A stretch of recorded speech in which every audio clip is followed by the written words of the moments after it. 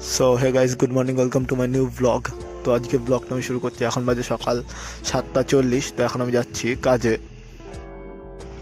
So আমার গতকালের ব্লগটা এডিট করা আছে, তো এডিট করা আছে, ওটাকে জাস্ট এখন কাজে গিয়ে আপলোড করতে হবে। এরা এইভাবে রাস্তার উপরে বালি খুয়া রেখে দিয়েছে, খুব অসুবিধা যাতায়াত করতে। ভিডিওটা আপলোড করার পরে কাজ করতে হবে, কাজ করে আবার দুপুর 12টার সময় বাড়ি আসবো। সো গাইস, তোমাদের একটা কথা বলি, আমার একটা বন্ধু আছে, তো সোমবার দিনও এসেছিলো। ও আর আমি গেছিলাম চা খেতে। চা খেতে, তো ও বাইক নিয়ে এসেছিলো, তো সোয়েটার পরে আসেনি। তো আমি সোয়েটারটা, আমার একটা সোয়েটার ছিল, ওটা ওকে দিয়েছি পরার জন্য জাস্ট। সো জয় শিব বাবা, আশীর্বাদ করো। সো ও আমাকে বলেও নি যে ভাই সোয়েটার দে আমাকে একটা, আমি নিজে থেকেই দিলাম সোয়েটারটাকে পরার জন্য। ও পুরো নিয়ে চলে গিয়েছে, আর সোয়েটার দিয়ে যায়নি। এই দেখো, একটা কিয়া সেলটস। এই দেখো, ইনি হচ্ছে ক্ষুদিরাম বসু, আমাদের দেশের গর্ব। সো আস্তে আস্তে সাইকেল চালাচ্ছি, প্রচণ্ড ঠান্ডা লাগছে, প্রচণ্ড। সো গাইস, আমি যশোর রোডটা পার করে নিয়ে আবার ভিডিও কন্টিনিউ করছি। সো এই দেখো গাইস, আমি যখনই এই রাস্তা থেকে যাই না, এই ব্যানারটা দেখলে আমার খুব খারাপ লাগে। সো গাইস, আমি এইখান থেকে এর উপকারটা করে একটা জিনিস শিখতে পেলাম, এর না আরও মানুষের উপকার করেছি আমি। তো একটা জিনিস শিখতে পারলাম যে তুমি যার উপকার করবা না, সেই তোমার খারাপটা করবে, কিন্তু সেই উপকারটা তোলা থাকবে, ভগবান একদিন ঠিক ফিরিয়ে দেবে।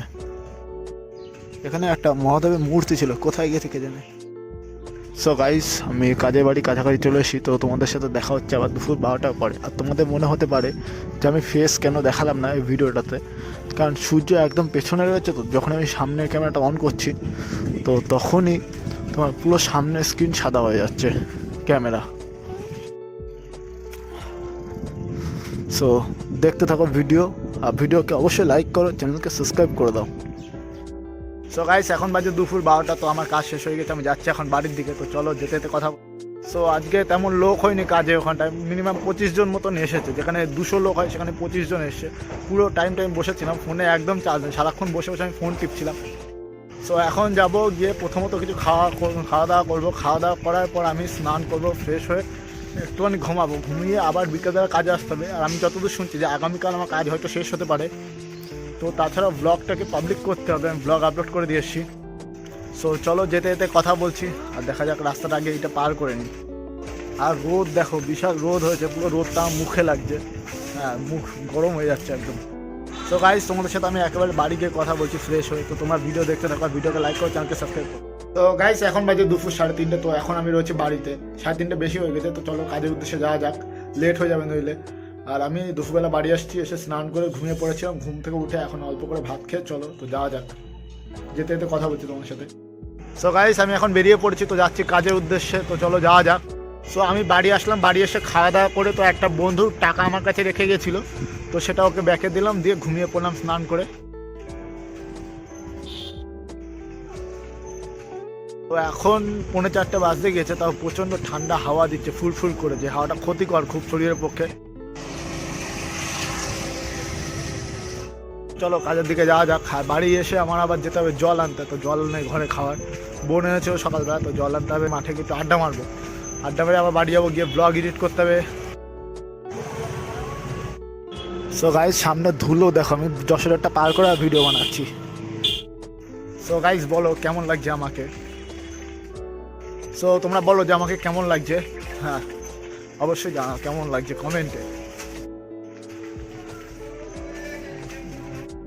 সো আমি এখন গিয়ে আবার 2 ঘন্টা 6টা অবধি, পুরো প্রপার 6টা অবধি কাজ করতে হবে। করে তার মধ্যে একবার হয়তো ওরা চা দেয়, দিয়ে চা খেয়ে আমি আবার বাড়ি যাবো। গিয়ে তখন আর কিছু খাবো না, কারণ দুবেলা খেয়ে গেলাম এর মধ্যে। 12টার সময় একবার খেতে, আবার এখন খেতে হবে, যাচ্ছি কাজে আর খাবো। এর মধ্যে আমার আবার কলেজ থেকে প্রজেক্ট দিয়েছে, তো প্রজেক্ট করতে হবে কাজের মধ্যে 18 তারিখে জমা দেওয়ার দিন, আর মাত্র 5 দিন মতন আছে। তো দেখা যাক কী করি। ইতিহাস সাবজেক্টের প্রজেক্ট দিয়েছে। সো গাইস, আমি দেখতে দেখতে কাজের বাড়ি কাছাকাছি চলে এসেছি। তো তোমাদের ভিডিও ভালো লাগলে ভিডিওকে লাইক করো, চ্যানেলকে সাবস্ক্রাইব করো। আমি সন্ধ্যাবেলা আবার দেখা হচ্ছে কাজ শেষ হলে।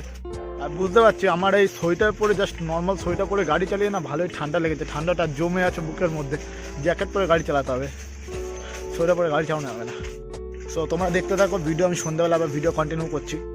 সো গাইস এখন বাজে সন্ধ্যে 5:30 বাজিনি, তো এখন আমার কাজ শেষ হয়ে গেল, বন্ধ করে দিল, জানি না কেন, এমনি বন্ধ করে, লোক ছিল না তার জন্য বন্ধ করে দিল।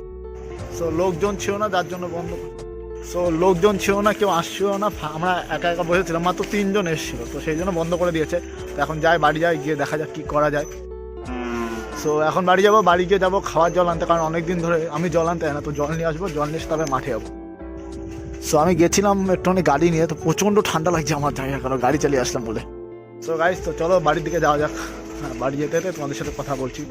আর এখন থেকে আমার লক্ষ্য একটাই, কি সেই লক্ষ্য তোমরা সময় আসলে জানতে পারবে যে লক্ষ্যটা কি। দেখো শীতকাল, রাস্তা পুরো ফাঁকা, গতকাল একটু ঠান্ডাটা কম ছিল, তো আজকে আরো ভালো বেশি ঠান্ডা পড়ে গেছে।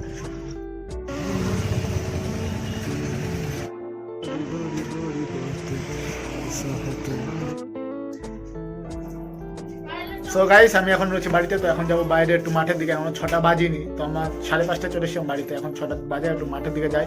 তো চলো গিয়ে মাঠে গিয়ে দেখা করছি। সো গাইস এখন বাজে রাত্রির 8টা বাজতে গিয়েছে, এখন 8টা প্রপার বেজে পারিনি। তো বিষয়টা হচ্ছে আমি আমার রুমে চলে এসেছি, কারণ আমার অত ভালো লাগে না সবার মানে রাত অবধি বাইরে বসে থাকতে, কারণ বাইরে প্রচণ্ড ঠান্ডা।